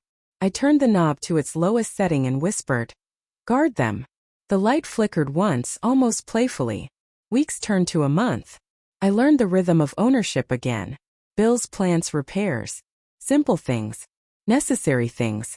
But beneath them all, a steady hum. The reminder that justice does not need noise to be alive. Sometimes I still thought of Lydia. Her immaculate calm. Her fear of dust. Maybe one day she would understand that you can't purify a home by erasing its ghosts. You honor them. You let them breathe. One evening, just before sleep, I dreamed of Henry sitting in his chair by the window. He was reading, the light of the lamp falling across his page. He didn't look up. He didn't need to. I knew what he would say. "You did well, Meadow." When I woke, the lamp was still glowing softly, the house quiet and awake around me. I walked to the window, opened it wide, and let the night air in. Somewhere in the distance, a train horn echoed, low and steady, fading toward another town. I whispered into the dark, "We're still here." The house answered with its hum. Not haunted. Not hollow. Simply alive. And for the first time in a long time I slept, not as a guest, not as a survivor, but as someone who had come home. The decision to leave came the way sunlight enters a room. Not as an argument. As a certainty. I woke one morning and knew that the house was ready to bless my going. It had been generous. It had remembered me. It had stood up straight again. Now it wanted me to take the steadiness it had taught and carry it somewhere that needed it. I boiled water and poured tea into the porcelain cup with the thin blue line. I walked through each room while the steam rose, not to check what I might miss but to thank what had held me. The chair by the window. The kitchen table that kept the map of our meals in its faint rings. The hallway mirror that watched me become unafraid of my face. When I reached the bedroom, I placed my palm on the linen and listened. The house did not cling. That was the gift. It let me leave with both hands open. I called Daphne. She answered with the sound of pages moving. I told her I wanted to sell. Not to escape. To seed something. She was quiet for 2 beats that felt like the pause before a good line enters the world. "We will do it with calm," she said. "No staging. No scripts. The right buyer will know what kind of house this is." The right buyer appeared within a week. A woman in her 40s who taught literature at the community college and liked to fix things herself. She walked through with her daughter, touching the wood the way a person touches a sleeping animal. Respectful. Interested. A little in love already. In the living room she stopped in front of the lamp and tilted her head. "It hums," she said. "Yes," I answered. "It hums truthfully." Her daughter laughed and pressed her ear to the air above the shade. "It sounds like a meadow," she said, and then blushed at the accident of my name. We smiled at each other in that small, private way that strangers sometimes do when a larger introduction is not needed. The offer was fair and fast. I signed on the table where all the other signing had taught my hand its confidence. The documents felt light this time. Paper can be a weight or a wing. These were wings. I packed slowly. I kept very little. The letters. The recipe cards. The cup. The photograph of Henry with his chin tilted down in the way he did when he was amused before he showed it. And the lamp, of course. It would travel with me like a heart I could put on a table. Evan came to help on the last weekend. He carried boxes with care and said very little until the afternoon leaned toward honesty. We stood by the porch railing where the paint had always needed fixing and never gotten it in time. He touched the wood with his thumb and spoke without looking at me. "I would like to visit," he said. "Not to ask for anything. To learn how to be around you without a script." I looked at my son, tall and tired and trying, and saw the small boy who had once handed me a dandelion as if it were a sunrise. "You can visit," I said. "You can come help me set up the new place. You can bring Nora. You can come alone. We will not rehearse." He nodded. The relief in his shoulders made him look younger by years. "I will do that," he said. We ate simple food in the kitchen that evening. Bread, cheese, strawberries that stained our fingers. We talked about trains to the city and where to find the best soup near the park. When he left, he stood at the door too long, then hugged me as if language had borrowed his arms. The hug said what his letter had tried to say. Waiting can be love when it does not demand answers. The last night in the house was not sad. It was full. I carried the lamp to the center of the living room and sat on the floor with my back against the couch that had once tried to be a bed. The lamp hummed. The walls held the sound the way the shell of a violin holds a song. I whispered to the room what Henry had written years ago in a hand that could draw straight lines without a ruler. "I am beginning from the middle," I said. "That is where the heart lives." In the morning I wrote a short note and placed it in the kitchen drawer for the new owner to find whenever the house decided she was ready. "This house thinks for itself. Listen often. Answer gently. It will keep you." I locked the door with the new key the way a person blesses a child who is ready to run. I did not look back. The driveway held my steps. The street took them. The town passed in an ordinary blur of mail and dogs and sounds of trucks that needed oil. I went to the station with one suitcase, a small box, and the lamp wrapped in a sweater.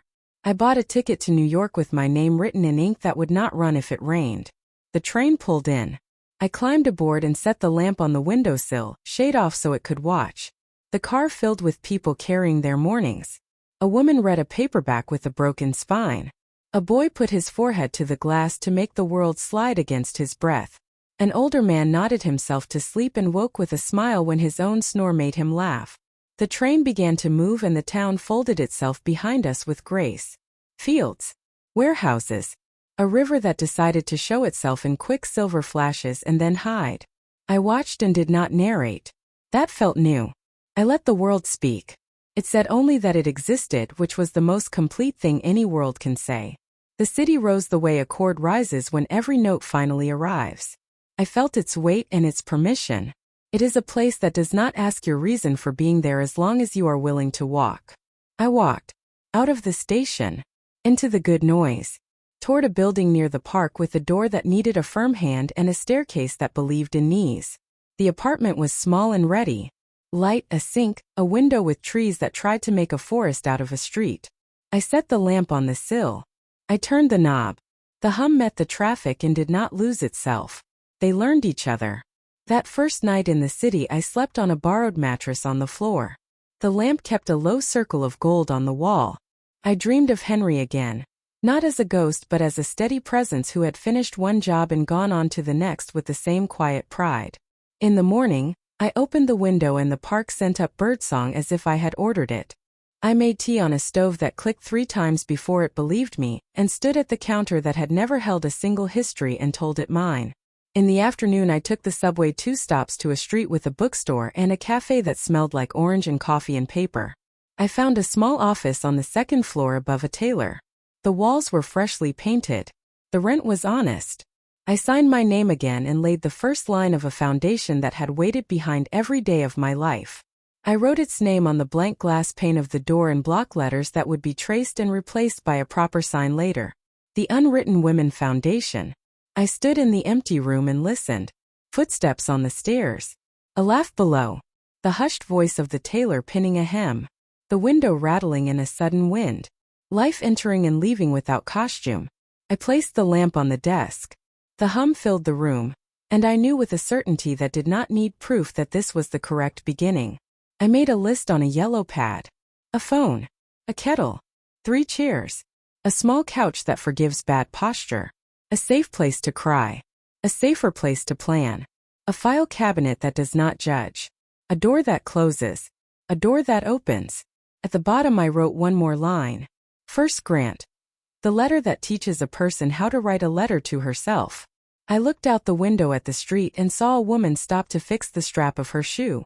She balanced on one foot, steady as a dancer, and laughed at her own wobble.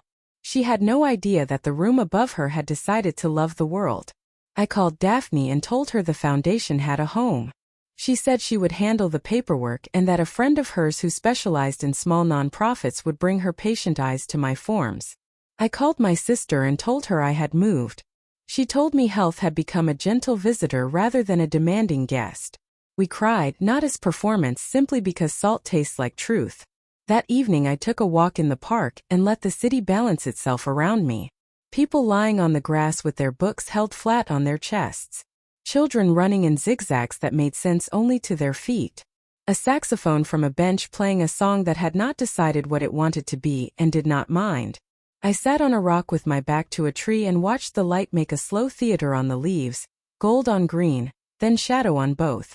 I felt Henry everywhere and nowhere. The right amount. When I returned to the apartment, the lamp welcomed me with its warm breath. I thought of the house and the teacher who would read in its rooms and the daughter who would learn to listen to wood. I thought of Evan carving a better self out of his mistakes and of Nora tracing seams with her finger and telling lamps what they were saying.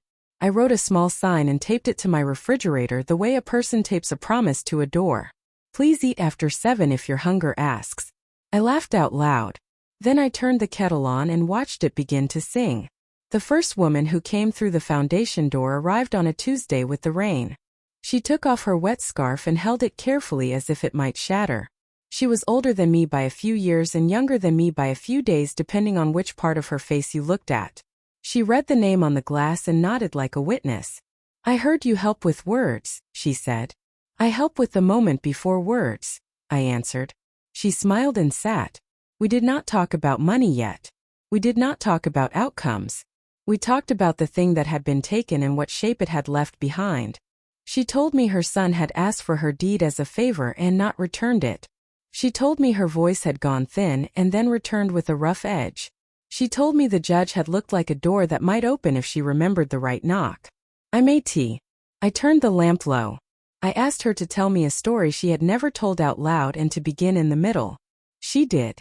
We wrote a letter to the clerk together, ordinary and fierce. We made a list of papers she would bring next time. We made a plan that did not depend on rage. When she left, she touched the lamp without seeming to notice she had. The lamp hummed at her back. The rain had stopped. On Friday, a college student came, carrying a backpack full of drafts. She was writing a piece about how a person can inherit silence in several languages at once. We talked about pauses. We talked about the difference between being quiet and being erased. She left with a page that did not apologize for itself. She said she would bring her friends. I told her to bring whatever did not fit in other rooms. The foundation learned its shape. Sometimes people just needed forms. Sometimes they needed a letter. Sometimes they needed the permission to write their own. Often they needed a room that believed them before they produced any evidence at all. I kept the kettle filled and the lamp warm. I learned that almost everything a person brings with courage becomes useful. On a bright afternoon, Evan arrived with Nora. He brought flowers that looked like a field had decided to calm down and be a bouquet. He stood in the doorway and waited to be invited as if the city had already taught him to ask the right question. I waved him in. Nora ran to the lamp as if it were an old dog. She put her ear near the shade and grinned. "It says this office is doing a good job," she announced. "It says the walls are not just walls. They are a choir." "Then we must keep our pitch," I said, and she laughed. We went to the park and threw a small red ball back and forth without keeping score. Evan told me he was working mornings at a repair shop and learning to fix what other people give up on. He looked better in that sentence than he had looked in a long time. He said he was meeting a counselor on Wednesdays. He did not offer it as a trophy. He set it down like a tool he had learned to use without cutting his hand. At dinner he asked if he could send a small monthly donation to the foundation. "It is not much," he said, "but I would like to be on the side of this room." "You already are," I said. "But yes, bring your small. Small builds big if it shows up often." That night after they left, I sat at the desk and wrote the first program in a clear hand. The Nora Letters. A series of small grants for girls who need paper, stamps, and a reason to write their names. Includes a workshop on how to listen for the hum under silence. I taped the sheet to the wall above the lamp. The hum seemed pleased. I smiled in the way a person smiles when she has made a true thing without asking permission from anything except usefulness. Weeks passed. The office gathered a life. A bowl of hard candy that emptied and filled. A bulletin board with numbers that answered. A couch that learned to hold all kinds of grief. The kettle learned to whistle just loud enough to be heard, and never loud enough to interrupt. The lamp kept its warm circle and spoke in the only language it had.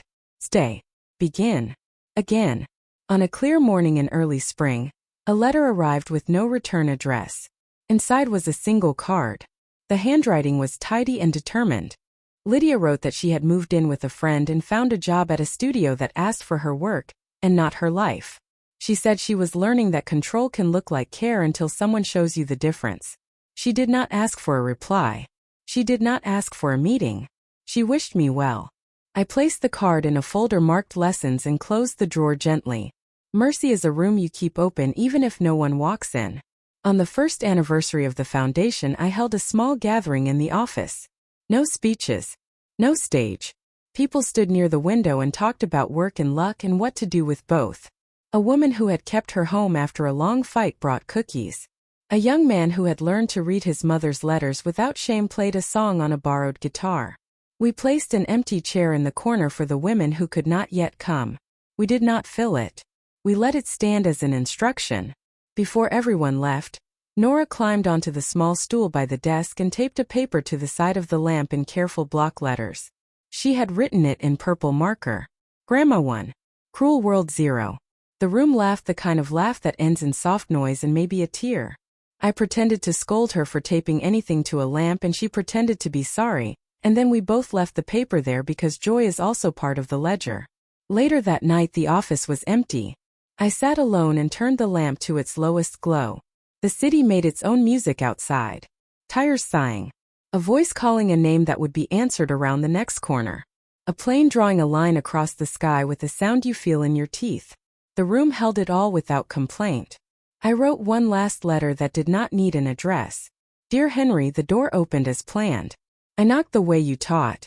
The law listened when it was told the truth in the right order. The house learned my name again and then taught me to leave with it intact. I carried the lamp to a city that makes a cathedral out of every effort.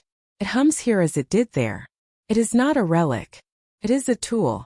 I will leave it on for those who need a light that does not ask for applause.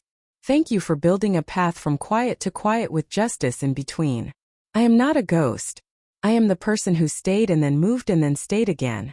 I folded the page and placed it under the base. The felt lifted and took it in like a small animal accepting food.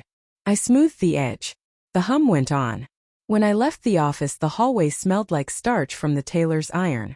On the stairs, a child counted numbers out of order and the sound made perfect sense. I stepped into the evening and turned toward the park. The sky had been washed with a blue that could forgive anything that asked correctly. I sat on the same rock as before and leaned my back against the same tree. The leaves had learned their spring shapes. I breathed. People passed in pairs and alone and in small families that carried their weather with them. A woman wearing a red coat walked a long-eared dog that stopped to stare at me as if we were cousins. A runner slowed to a walk and then to a stop and then to tears and then to a breath that allowed her to continue. Somewhere a violin began to play a tune older than anyone in the park and younger than everything it touched. I watched until the light faded and then I carried the day home like a basket that did not spill. In the apartment I turned the lamp on and stood a while in its circle. I placed my hand on the base and felt the faint vibration move through my bones until it found the place in me that will never be silent again. I wrote 2 words on a small card and taped it to the inside of my cupboard where only I would see it every morning. Begin today. I brushed my teeth. I washed my face. I put on the soft shirt that had survived a decade of laundry and one house that tried to forget me. I set the alarm and then turned it off because I trusted my own days at last to call me when they were ready. I lay down and watched the ceiling welcome the light of the lamp like the first page welcomes ink. The hum threaded my breath. The city sang its wide song. Somewhere in the building a neighbor laughed and a friend answered from a phone, and a child learned a new word and an old story kept someone from breaking. I closed my eyes with gratitude that did not need an audience. The night lifted me the way good water lifts a swimmer who remembers to relax. I slept the sleep of a person who has put every object exactly where it wants to live. The lamp kept its gentle work. The foundation kept its promise. And when morning came I began again from the middle, where the heart lives, in a city that had agreed to hold the roof up while I held up my part of the sky.